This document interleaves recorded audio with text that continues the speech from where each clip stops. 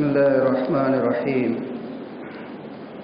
الحمد لله رب العالمين، والصلاة والسلام على سيد المرسلين وعلى آله وصحبه أجمعين ومن تبعهم بإحسان إلى يوم الدين، أما بعد.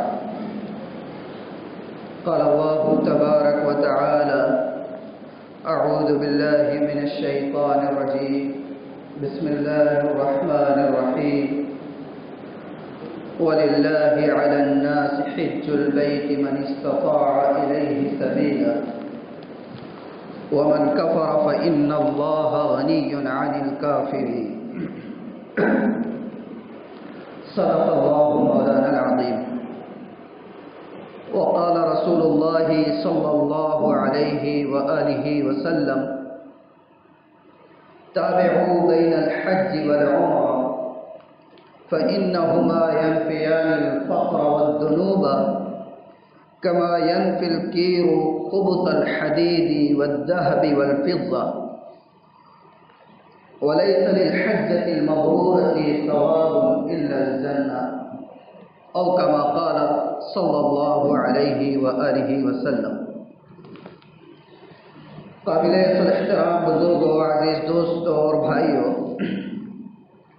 پہلے تو میں آپ حضرات سے دل کی گہرائی سے معذرت خواہ ہوں کہ میں 5 منٹ تاخیر سے پہنچا، لیکن ہوئی تاخیر تو کچھ سبب تاخیر بھی تھا. بہرحال یہ جو ایام چل رہے ہیں اس سے آپ لوگ واقف ہیں. ہمارے شہر ہی میں نہیں بلکہ ان دنوں پورے ملک اور پوری دنیا کے اندر اللہ کے گھر کی طرف رواں دواں ہونے والے عازمین حجاج اور حج کے لیے جانے والے حاجیوں کے قافلوں کے جو ہے روانہ ہونے کا وقت ہے. تیاریوں کے سلسلے ہے، لوگ تیاریاں کر رہے ہیں، شہر میں ٹریننگ کیمپ لگ رہے ہیں، ہر جگہ لگ رہے ہیں. جانے والے لوگ اس میں شریک بھی ہو رہے ہیں، کچھ مسائل سے بھی واقفیت حاصل کر رہے ہیں، اور بہت ساری اس کی کوششیں جو ہونی چاہیے وہ کرتے چلے جا رہے ہیں. اور بہت سے بندے ایسے بھی ہوتے ہیں جو حجاج کو تیاریاں کرتے ہوئے دیکھ کر ان کے سینوں میں بھی حسرتیں انگڑائیاں رہتی رہتی ہے کہ کتنے مبارک لوگ ہیں کہ اللہ نے ان کو اپنے گھر میں آنے کے لیے اور وہاں کی زیارت کے لیے اور اپنے حبیب پاک صلی اللہ علیہ وآلہ وسلم کے آستانے کی زیارت کے لیے اللہ نے انہیں قبول کر لیا. یہ حسرتیں انگڑائیاں لیتی ہیں کہ کاش ہمارا بھی انتخاب ان کے اندر ہوتا. لیکن کچھ تو جانے والے ہیں، کچھ لوگوں کے دلوں میں انگڑائیاں حسرتیں لے رہی ہیں، حسرتیں انگڑائیاں لے رہی.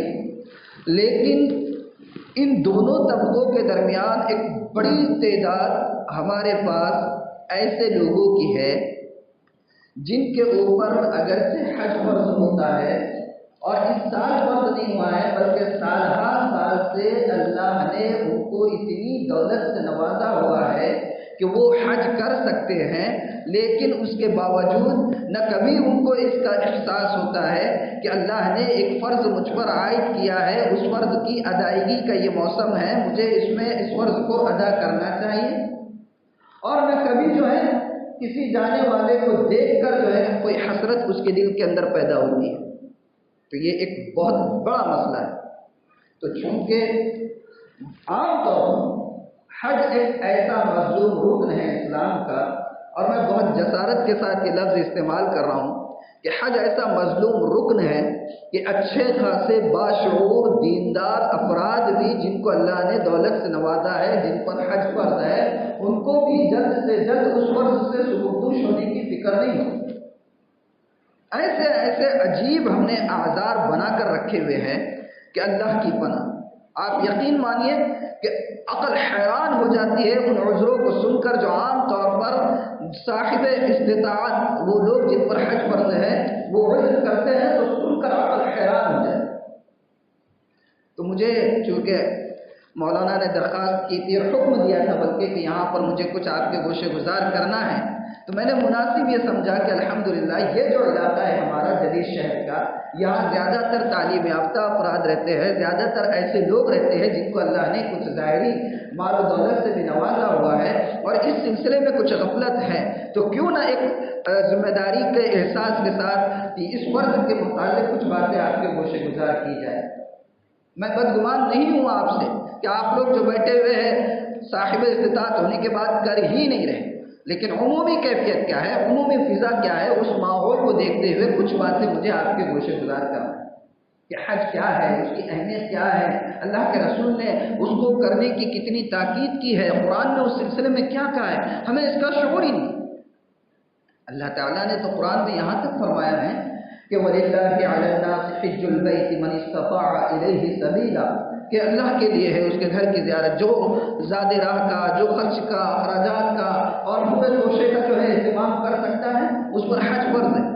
اور اس کے بعد اللہ نے کیا فرمایا ہے وَمَنْ كَفَرَ فَإِنَّ اللَّهَ غَنِيٌّ عَنِ الْكَافِرِينَ، کہ جو کفر کرے، استطاعت ہے، دولت سے نوازا ہوا ہے، ساری چیزیں ہیں، اس کے باوجود اگر حج کو نہیں جائے گا تو اللہ نے کہا کہ اللہ تعالیٰ ایسے کافروں سے بے نیاز، کوئی پرواہ نہیں اللہ۔ آپ یقین مانیے نماز کے متعلق قرآن میں اللہ نے اتنا سخت جو ہے وعید اور اتنی سخت وعید اور اتنا سخت تاکیدی حکم نہیں کہا کہ جو نماز نہیں پڑھے گا تو اللہ کو کوئی پرواہ نہیں، جو روزہ نہیں رکھے گا اللہ کو کوئی پرواہ نہیں، جو زکوٰۃ نہیں دے گا اللہ کو کوئی پرواہ نہیں۔ لیکن حج کے معاملے میں اللہ تعالیٰ نے قرآن کی آیت کو اس میں فرمایا وَمَنْ كَفَرَ فَإِنَّ اللَّهَ غَنِيٌّ عَنِ الْكَافِرِينَ، کہ جو انکار کرے گا، اور زبان سے انکار ہی ضروری نہیں ہے، جو اپنی زندگی کے اعمال سے انکار کرے گا کہ حج فرض ہونے کے باوجود دنیا بھر کے مسائل کو اپنے سامنے لا کر رکھ رہے ہیں، اور کیسے کیسے آزار آج کل آپ سن کر حیرت میں پڑ جائیں گے، عقل تسلیم نہیں کرتی۔ اللہ کے رسول صلی اللہ علیہ وآلہ وسلم نے جب اس فرض کی فرضیت کا حکم صحابہ کو سنایا، آپ نے فرمایا کہ اللہ تعالیٰ نے حج کو فرض کیا ہے، اب آپ لوگ حج فرض ہو گیا ہے، حج کریں۔ تو صحابہ نے پوچھا کہ اللہ کے رسول کیا شرط ہے اس کی؟ تو آپ نے صرف دو چیزیں فرمایا الزاد والرحلہ، کیا کیا ہونا چاہیے؟ دو چیزیں اگر کسی کے پاس ہو گئی تو اس پر حج فرض ہے، الزاد والرحلہ۔ ایک تو یہ ہے کہ اس کے پاس پورے آنے جانے کے اخراجات اور جانے اور آنے کی صورت میں اپنے جو ماتحت ہے، اپنے بیوی بچے ہیں جو اپنی زیر کفالت، اس کی زیر کفالت جو لوگ ہیں ان کے کھانے پینے کا، بود و باش کا، پورا معاش کا نظم اس کے پاس ہو، اور اس کے ساتھ ساتھ اس کے پاس یہاں سے وہاں تک جانے کا سواری کا نظم ہو، چاہے وہ کسی بھی صورت کی ہو۔ اس کے پاس اگر نظم ہے، ضروری نہیں ہے کہ آدمی ایروپلین کا خود مالک ہو، اس کے فیئر کا مالک ہے، اتنے پیسہ ہے اس کے پاس کہ فیئر خرید سکتا ہے، ٹکٹ خرید سکتا ہے اور جا سکتا ہے، حج فرض ہو گیا۔ اور جب صحابہ نے اس حکم کو سنا تو ایسا ان کے اندر ایک جذبہ اور جوش اور ایک ولولہ تھا کہ آپ یقین مانیے کہ ان کے جذبے کو اللہ کے رسول صلی اللہ علیہ وسلم کو بریک لگانا پڑا، اور ہمارے اندر تو کیفیت نہیں۔ جب اللہ کے رسول نے فرمایا کہ بھائی حج فرض ہو گئے، حج کرو، قد فرض اللہ علیکم الحج فحجوا، اللہ نے حج فرض کیا ہے، حج فرض ہو گیا ہے، حج کیا کرو۔ تو ایک صحابی کھڑے ہو گئے اور کہنے لگے افی کل عام یا رسول اللہ کے رسول، اللہ نے جو حج فرض کیا ہے تو ہر سال رہے گا فرض؟ آپ خاموش ہو۔ وہ صاحب نے پھر دوبارہ پوچھا اللہ کے رسول افی کل عام یا رسول اللہ کے رسول ہر سال فرض ہے؟ جیسے نماز ہر وقت فرض ہے، روزہ جو ہے ہر سال میں ایک مہینہ فرض ہے، زکوٰۃ سال میں ایک مرتبہ فرض ہے، تو کیا اللہ کے رسول حج بھی ہر سال فرض ہے؟ آپ پھر خاموش ہو۔ تیسری مرتبہ انہوں نے پوچھا اللہ کے رسول کیا ہر سال فرض ہوگا؟ تو آپ تیسری مرتبہ بھی خاموش رہے، اور جب چوتھی مرتبہ انہوں نے سوال کیا تو آپ نے فرمایا کہ جتنا میں کہوں بس اسی پر عمل کیا کرو، حج ایک ایسا عمل ہے کہ اللہ کو اس سے زیادہ کوئی عمل پسند نہیں ہے۔ بہت سارے تمہارے اندر ایسے بندے ہیں اور میرے بعد آنے والی امت کے اندر بھی ایسے بندے رہیں گے جن کے دلوں میں ایسی رغبت ہوگی، ایسی خواہش ہوگی کہ وہ حج پر حج کرتے جائیں گے، عمروں پر عمرے کرتے جائیں گے، اور اگر میں یہ کہہ دوں کہ ہر سال فرض ہو جائے گا تو ان کے لیے تو کوئی مسئلہ نہیں ہے، لیکن ان کے علاوہ بہت ساری میرے امت کے افراد ایسے ہوں گے جو حسرتیں تو اپنے دل کے اندر جو ہے پیدا کرتے رہیں گے، لیکن ظاہری اسباب ان کے پاس نہیں ہوں گے، تو اگر اللہ حج فرض کر دے گا تو ان لوگوں کا کیا ہوگا؟ اس لیے اسرار کتنے شفیق تھے میرے آپ، کتنے اللہ کے رسول صلی اللہ علیہ وآلہ وسلم کی نگاہ دور رس تھی اور دور بین تھی. آپ کہاں تک کا سوچ رہے تھے کہ کچھ لوگ تو ٹھیک ہے کریں گے، شوق اور رغبت کے ساتھ کریں گے، لیکن میرے امت کے وہ افراد جن کے پاس واقعتاً جو محتاج ہوں گے، واقعتاً جو صاحب استطاعت نہیں ہوں گے، اگر میں کہہ دوں کہ ہاں ہر سال فرض ہوگا تو ان لوگوں کا کیا ہوگا؟ تو صحابہ میں ایسی رغبت تھی کہ وہ خود سے پوچھتے.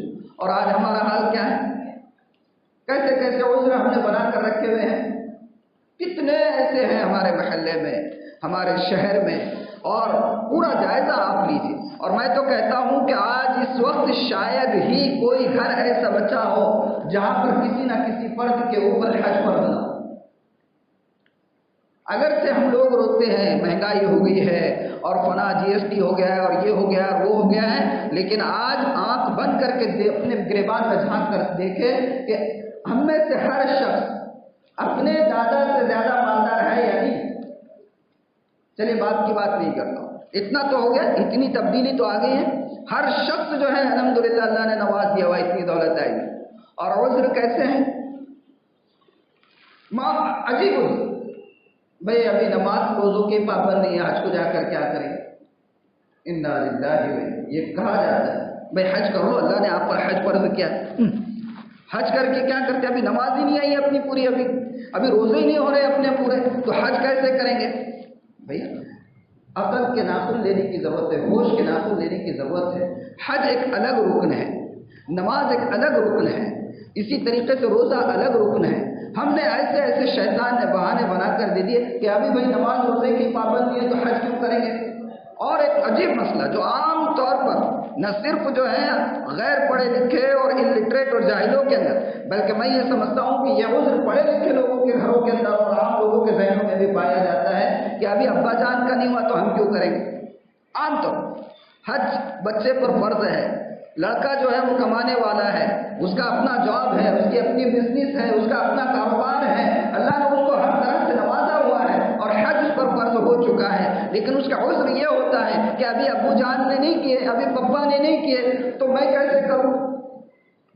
ابو جان کی نمازیں ہم نہیں پڑھتے، ابو جان کے روزے ہم نہیں رکھتے ہیں، والد صاحب کی نماز ان کے اوپر فرض ہے. اگر وہ نہیں ادا کریں گے تو اس کا حساب ان کو دینا ہوگا، مجھے نہیں دینا ہوگا. اگر وہ روزے نہیں رکھیں گے تو اس کا حساب ان کو دینا ہوگا، مجھے نہیں دینا ہوگا. یہ بات تو ہر شخص جانتا ہے، لیکن جہاں حج کی ادائیگی کا معاملہ آتا ہے تو ذہنوں میں یہ ہوتا ہے کہ ابو نے نہیں کرے، امی نے نہیں کرے تو ہم کیوں کریں گے. نہیں، یہ بات ذہن میں رکھے کہ حج بھی دیگر ارکان اور دیگر فرائض کی طرح ایک فرض ہے جو ہر شخص پر اپنا اپنا انفرادی فرض ہوتا ہے. اگر آپ کو اللہ تعالیٰ نے اتنا نوازا ہوا ہے کہ آپ حج پر جا سکتے ہیں تو آپ کے اوپر فرض نہیں ہے کہ آپ والدین کا نظم بھی کریں. آپ اگر ان کو اتنا نواز دیا اللہ نے کہ آپ اپنے ساتھ ساتھ ان کو بھی کرا سکتے ہیں تو کرانا چاہیے. یہ اس کے اخلاق کا تقاضا ہے، یہ ان کے احسانات کا تقاضا ہے اور اس پر اللہ بہت کچھ نواز دے گا. یہ اپنی جگہ پر اٹل ہے. لیکن اگر اتنی استطاعت نہیں ہے کہ اپنے ساتھ ساتھ اپنے باپ کو لے جا سکے، اپنے امی جان کو لے جا سکے، تو قطعاً اس انتظار میں نہ رہے کہ اتنا پیسہ ہوگا کہ میں تینوں کے ساتھ دونوں کے ساتھ جا سکوں تو حج کروں گا. قطعاً کوئی یقینی ہے کس کی موت کب آ جائے. اور ابھی تو عجیب کیفیت ہے یہ پچھلے میں سمجھتا ہوں 6-7 مہینوں سے تو ایسے حادثات سن رہے ہیں ہم لوگ کہ نوجوان چلتے پھرتے نکل جا رہے ہیں. بوڑھے جو ہے اللہ ان کو اور عمریں دراز کرے. میں کوئی تنقید نہیں کر رہا ہوں، اور عمریں دراز کرے بوڑھوں کی، لیکن عام طور پر دیکھنے میں آ رہا ہے چلتے پھرتے ہٹا کٹا نوجوان آدمی رخصت ہو جائے اور ہم تبصرے کر رہے ہیں ابھی تو کھانا کھا کے اوپر گئے تھے اور اوپر سے لاش لے کر. ایسے حادثات ہو. کس کو پتہ ہے کس کی عمر کتنی باقی ہے. یہ حج کو جانے والے لوگ جا رہے ہیں، رد سفر باندھ رہے ہیں اور ٹریننگ کیمپوں میں جا کر تربیت لے رہے ہیں، وہاں کے آداب سیکھ رہے ہیں، وہاں کے در پر حاضر ہوں گے، نبی کریم صلی اللہ علیہ وآلہ وسلم کے آستانے پر حاضر ہوں گے. اور ہم لوگ اگر صاحب استطاعت ہو کر وہاں پہ جا سکے تو اس سے بڑھ کر رحم نہیں کوئی. ایسے ہی عورتوں کے مسائل. عام طور پر عورتیں کچھ ہوتی ہیں، ٹیچر سے ہے، کوئی جاب کر رہی ہے، کسی کے جو ہے وراثت میں کچھ ملا ہوا ہے، صاحب استطاعت ہے، لیکن شوہر کے پاس نہیں ہے، شوہر کی اتنی انکم نہیں ہے، شوہر کا جاب نہیں ہے، کاروبار ہے، مختصر ہے، اس کے پاس اتنا پیسہ نہیں آتا کہ اس پر حج فرض ہو جائے، اور بیوی کے اوپر حج فرض ہے، وہ جاتی نہیں ہے. اس کے ذہن میں یہ ہے کہ جب تک شوہر نہیں جائیں گے میں کیسے حج کروں، حج ہوتا ہی نہیں ہے شوہر کے بغیر. نہ، قطعاً نہیں. یہاں سے اس بات کو لے کر جایا، اور وہ عورتیں جن کے اوپر حج فرض ہے ان کے زیورات، ان کی ساری جائیداد دولت آپ کیلکولیٹ کیجئے، اور اس کیلکولیشن کے بعد اگر آپ کو یہ ریئلائز ہوا اور یہ محسوس ہوا کہ میری بیوی پر، میری امی پر، میری بہن پر، میری بھابھی پر حج فرض ہے، آپ ان کو جا کر آگاہ کیجئے کہ آپ کے اوپر حج فرض ہے. اب اگر ان کو کوئی محرم شوہر کے علاوہ مل جاتا ہے، عام طور پر کیا ہے کہ شوہر ہی ہوتا یہ ہے کہ ایک عورت پر حج فرض ہے، شوہر پر نہیں، شوہر نہیں جا رہا ہے، ٹھیک ہے، اس کے اوپر حج فرض نہیں ہے، شوہر نہیں جا رہا ہے، لیکن اسی وقت میں اس پر حج فرض ہے اور اس کا بھائی حج پر جا رہا ہے، اس کے ماموں جان حج پر جا رہے ہیں، اس کے چاچا جان حج پر جا رہے ہیں، اور اس کے جو ہے ابو جان حج پر جا رہے ہیں. تو اب محرم کا مسئلہ تو نہیں رہا، محرم اس کو اویلیبل ہو گیا. ایسا رشتہ دار جس سے اس کی زندگی میں کبھی شادی نہیں ہو سکتی وہ حج پر جا رہا ہے، اور اس عورت کے اوپر جو ہے حج فرض ہے. تو اب اس کا شوہر جائے یا نہ جائے، اس عورت کو اس محرم کے ساتھ حج پر جانا چاہیے. مگر ذہنوں میں کیا بنایا ہوا ہے، ابھی ہمارے شوہر پر ہی فرض نہیں ہے، اتنا ہمارے پاس نہیں ہے کہ ہم ان کو بھی لے کر چلے جائیں. اب ان کے پاس نہیں آئے گا تو کیا اپنے اس فرض کے بوجھ کو اپنے سر پر لے کر جائے گا؟ تو اس کو بتائیے، آپ گھروں میں جائیں تو عورتوں کے ذہن میں لائیے. اور دوسری طرف مسئلہ شوہروں کا بھی ہوتا ہے، اللہ حفاظت کرے. یہ بڑا عجیب مسئلہ ہے اس وقت کہ عورت اگر صاحب استطاعت ہے، اس کا بھائی، اس کے ابو، اس کے ماموں، اس کے چاچا اور ایسے رشتہ دار جو محرم ہیں وہ حج پر جا رہے ہیں اور عورت جانا چاہتی ہے، تو عام ماحول ایسا ہے کہ شوہر کی اجازت ہے، اچھا میرے علاوہ کسی اور کے ساتھ جائے گی. ناقابل برداشت اس کو جو ہے تو معاملہ سمجھتے ہیں. یہ ایسے آزار ہیں میرے بھائیوں کہ ہم نے اپنے ذہن سے اس کو بنا کے رکھا ہوا ہے. حالانکہ یہ جو ہے سماجی عذر ہو سکتا ہے، یہ جو ہے عقلی عذر ہو سکتا ہے، لیکن یہ شرعی عذر نہیں ہے، شرعی عذر نہیں ہے. ایسے سارے آزار یہ قطعاً شیطانی حیلے ہیں. ان حیلوں کو اپنے ذہن سے نکالنا ہوگا، اور حج کا جو اہم فرض ہے اگر صاحب استطاعت ہے تو اس کو پورا کرنے کی کوشش کرنا ہم میں سے ہر ایک کی ذمہ داری ہے، ماحولی نہیں. ہم نے ایسے ایسے آزار بنا کر رکھے ہیں کہ اللہ کی پناہ، اور وقت محدود ہے، بہت ساری باتیں ذہن میں اس حوالے سے ہے. اگر کبھی انشاءاللہ توفیق رہی تو گوشہ گزار یا کسی کے ذریعے سے آپ کے سامنے آئے گی. ایک بات میں اور آج کل جو عام طور پر جو ہمارے خاص طور پر جو سوشل ورکرز ہوتے ہیں، جو سماجی طور پر کچھ خدمت کرنا چاہتے ہیں، رفاہی کام کرنا چاہتے ہیں، یا جو پڑھے لکھے لوگ ہوتے ہیں، ان کے ذہنوں میں ایک بات یہ ہوتی ہے کہ بھئی اگر کوئی شخص ایک بار حج کر چکا ہے یا ایک بار عمرہ کر چکا ہے، حج کر چکا ہے ایک بار، تو اگر کوئی شخص ایک بار حج کر چکا ہے اور وہ دوبارہ حج نہیں کر کے، اگر وہ پھر بھی اتنی استطاعت ہے اس کے اوپر کہ دوبارہ حج کر سکتا ہے، لیکن وہ دوبارہ حج نہیں کر کے کوئی رفاہی کام کرتا ہے، کوئی جو ہے سوشل ورک کرتا ہے، کسی کی غریب کی امداد کر دیتا ہے، تو یہ اس کا ایثار ہے، یہ اس کا جذبہ ہے. اس جذبے کی اللہ کے ہاں قدر ہوگی اور اس کو بہت اللہ تعالیٰ نوازے گا، اس کا انکار نہیں ہے. لیکن یہ کہ ہم اپنے طور پر یہ مشورے دینے لگے کہ ایک بار حج ہو گیا اور حج پر حج کر رہے ہیں اور عمرے پر عمرہ کر رہے ہیں اور جو ہے تو دکھاوا کر رہے ہیں، قطعاً نہیں. یہ ہماری عقلیں ہیں. میں آپ کو اللہ کے رسول صلی اللہ علیہ وآلہ وسلم کا فرمان سناتا ہوں. آپ نے فرمایا تابعوا بین الحج والعمرہ، حج کے بعد حج کیا کرو. تابعوا کا مطلب آپ علماء کرام سے پوچھ لیجیے. آپ نے فرمایا تابعوا بین الحج والعمرہ، حج کے بعد حج اور عمرے کے بعد عمرے کیا کرو. فإنهما ينفيان الفقر والذنوب، اس لیے کہ یہ حج کے بعد حج اور عمرے کے بعد عمرہ یہ ایسا عمل ہے کہ اس دوران جتنے گناہ کیے ہوگے، صغیرہ ہو کبیرہ ہو، ان سارے گناہوں کو یہ حج کے بعد حج اور عمرے کے بعد کے عمرے کے مرحلے کے درمیان جتنے گناہ ہوتے ہیں، اللہ کے رسول کا فرمان ہے، آپ فرما رہے کہ سارے گناہ اس بھٹی کے اندر، حج اور عمرے کی بھٹی کے اندر جا کے صاف ہو جائے.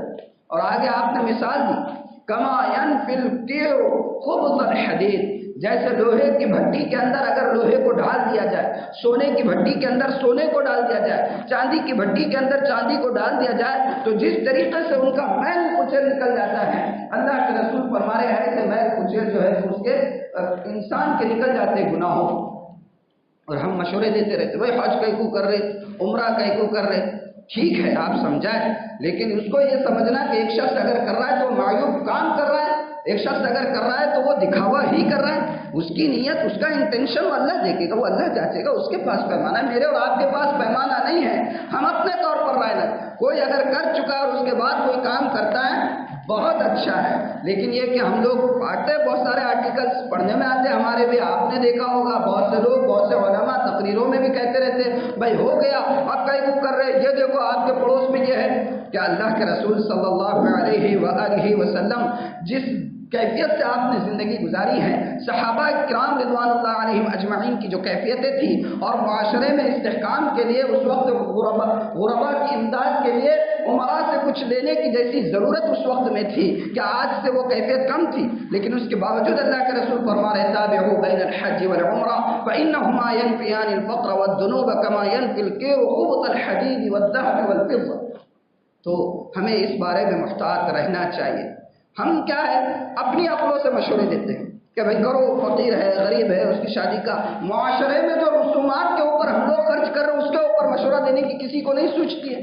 وہ لوگ جو ایسے مشورے دیتے ہیں خود ایسی حالت میں ہوتے ہیں کہ اگر ان کے بھتیجے کی، بھتیجی کی، بھانجی کی شادی کا مسئلہ ہو تو وہ پوری شادی کے اخراجات اپنے جیب سے پورے کر سکتے ہیں، لیکن اس کے باوجود نہیں کرتے ہیں اور کھڑے ہو کر جو ہے مشورے دینے لگتے ہیں۔ خبردار، اللہ کے رسول صلی اللہ علیہ وآلہ وسلم کے صریح الفاظ کے سامنے اپنی عقلوں کے گھوڑے دوڑانا یہ بہت بڑی جسارت کی بات ہے۔ آپ تو فرما رہے ہیں کہ حج کے بعد حج اور عمرے کے بعد عمرہ ہو، اور میں یہ کہوں کہ آپ عمرے کے بعد عمرہ کر رہے ہیں۔ آدمی خود سے کوئی کام کرے اس کے اوپر چھوڑے، اس کو منع بھی نہ کرے، اس کو حکم بھی نہ دے، لیکن یہ ہے کہ ہمیں اس فرض کی اہمیت کا اندازہ نہیں ہے۔ ہم نے رسومات کے اندر، شادیوں کے اندر اتنا اپنے آپ پر بوجھ ڈالا ہوا ہے کہ آپ تصور کیجئے کہ اگر سال بھر ایک شخص اپنے شادی کے اخراجات کے، رسومات کے بوجھ کو ہلکا کرتے چلے جائے اور اس کو واقعتاً شریعت مطہرہ کی تعلیمات کے مطابق کرنے والا بن جائے، تو آپ یقین مانیے کہ ایک سال جب بہت ہو گیا تو 2 سال میں وہ اتنا پسماند کر سکتا ہے، اتنا بچا سکتا ہے ان رسومات سے پاک ہو کر کہ وہ عمرہ یا حج پر جا سکے۔ ہے یا نہیں ہے بھائی؟ شریعت نے کیا بول ڈالا ہے آپ کو شادی میں فضول خرچی کرنے کا؟ کون سی شریعت آپ کو کہتی ہے کہ آپ جائز اور ہنڈا دیتے رہیں؟ لیکن جب بندہ کروڑ پتی ہے، ارب پتی ہے، لکھ پتی ہے اور وہ اپنی بیٹی کو دے رہا ہے تو ہم اس کو کہتے ہیں کہ بھائی آپ اتنا کیوں کر رہے ہیں، غریبوں کا کیا ہوگا؟ تو کیا جواب آتا ہے کہ صاحب میری حیثیت ہے، میری استطاعت ہے، اللہ نے مجھے دیا ہوا، ناجائز تو نہیں نا؟ بھائی انہوں نہیں مانگ رہے، لڑکے والے کہاں مانگ رہے مجھے، مگر مجھے اللہ نے نوازا ہوا ہے، میں اپنی بیٹی کو دے رہا ہوں، ناجائز تو نہیں ہے نا؟ یہ ہمارے حضور ناجائز تو نہیں ہے۔ اور حج کا مسئلہ آتا ہے تو یہ عقل پتہ نہیں کہاں سے کرنے چلے جاتی ہے، وہاں نہیں خیال آتا ہے کہ بھئی ہونا تو یہ چاہیے تھا کہ حج فرض نہیں ہوا ہے، آدمی ادھر ادھر سے کر کے جو ہے تو اس گھر کی زیارت کا شوق پیدا کرے، لیکن نہیں ہوتا ہے۔ اس وقت عقل برابر گھوڑے دوڑاتی ہے۔ کتنے ایسے لوگ ہیں ہمارے پاس پچھلے 8-10 سالوں میں، یہ جو پراپرٹی کے اور پلاٹنگ کے مسئلے نکلے تھے، کیا ریٹ چڑھ رہے تھے، ایسے لوگ جو معاشرے میں، سماج میں کوئی اسٹیٹس نہیں تھی، راتوں رات کروڑ پتی بن گئے، اور اس کے بعد کیا ہوا؟ اچانک پیسہ ہاتھ میں آ گیا۔ تو ہونا تو یہ چاہیے تھا کہ اللہ نے اتنا پیسہ دے دیا، اب حج فرض ہو گیا، سب سے پہلی فرصت میں حج کی ادائیگی کا احساس ہو، لیکن جیسے ہی پیسہ آیا بس اس کی رولنگ شروع ہو گئی، ادھر اور پلاٹ لے لو، ادھر پلاٹ لے لو، وہ بنگلہ بن لو، دنیا بھر کی چیزوں کو حل کرنے کی فکر ذہن میں آئی، سارے مسائل کو پیدا حل کرنے کی فکر ذہن میں آ گئی، لیکن دل پہ ہاتھ رکھ کے بتائیے کہ وہ لوگ جو اس لہر کے اندر کروڑ پتی اور لاکھ پتی بنے ہیں، کیا ان کو کبھی احساس ہوا کہ اس فرض کو بھی ادا کرنا چاہیے؟ جس اللہ نے بغیر کسی محنت کے اچانک اتنا دے دیا، اسی کے فرض کو ٹال مٹول کر۔ تو میرے بھائیوں، میں خاص طور پر اس مسجد کے اندر اس موضوع کا میں نے انتخاب سوچ سمجھ کر کیا۔ یہاں پر ایسے لوگ ہیں جن کو اللہ نے کچھ نوازا ہے، صحت جسمانی سے بھی، صحت عقلی سے بھی، اور ساتھ ہی ساتھ اللہ نے ظاہری مال و دولت سے بھی نوازا ہوا ہے۔ تو خاص طور پر اپنے ان رشتہ داروں کو، اپنے ان تعلقہ والوں کو، جو تعلقات والوں کو اور دوست احباب کو جو آپ کی نظر میں لگتا ہے آپ کو کہ ان کے اوپر حج فرض ہے، حج کی ترغیب دیجیے۔ ایسے ہی ایک عذر کیا کیا جاتا ہے کہ بھئی ابھی بچوں کی شادی نہیں ہوئی۔ دیکھیے بچوں کی شادی نہیں ہوئی ہے، یہ بات اپنی جگہ پر ہماری عقل کی ہے، لیکن یہ عذر بھی شرعی عذر نہیں ہے۔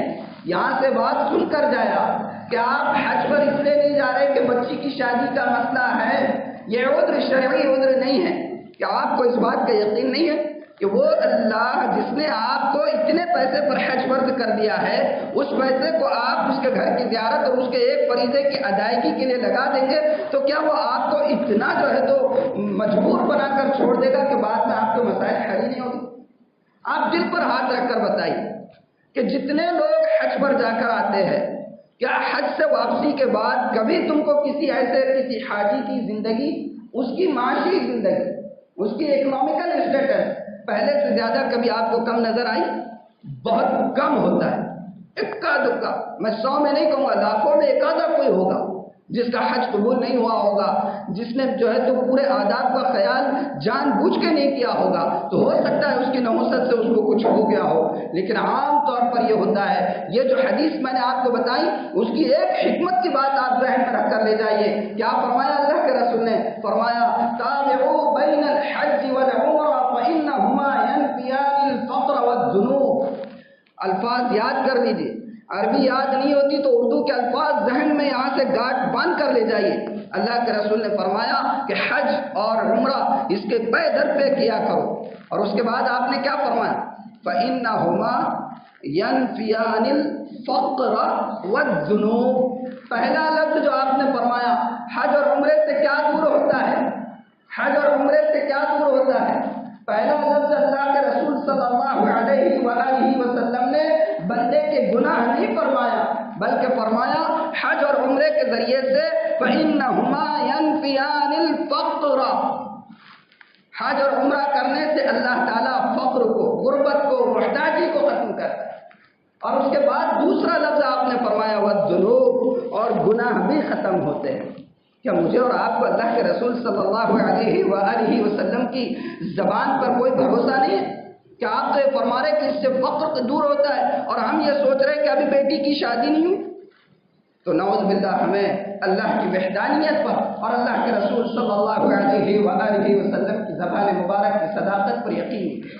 تو یہ جو موسم ہے، حجاج کرام، زائرین جانے کے لیے پر توڑ رہے ہیں، رخت سفر باندھ رہے ہیں، اور بہت سے لوگ ہیں جن کے دلوں میں حسرتیں بھی انگڑائیاں لے رہی ہے، لیکن وہیں پر ایک بڑا مجمع ہمارا ایسا ہے جو صاحب استطاعت ہونے کے باوجود نہیں جاتے ہیں۔ سارے اعداد ہمارے اپنی عقل کے ہیں، اس لیے میں آپ سے آج یہ دست بستہ التماس کروں گا کہ اس مجمع میں جتنے لوگ ایسے بیٹھے ہوئے ہیں جن کو اللہ نے کچھ ظاہری اسباب سے، مال و دولت سے نوازا ہوا ہے اور ان کے اوپر حج فرض ہے، تو وہ اپنے فریضے کی ادائیگی کا اگلے سال کے لیے کم از کم انتظام کر لے۔ اس لیے کہ اللہ کے رسول کا ایک فرمان سنا کر میں اپنی بات کو ختم کرتا ہوں۔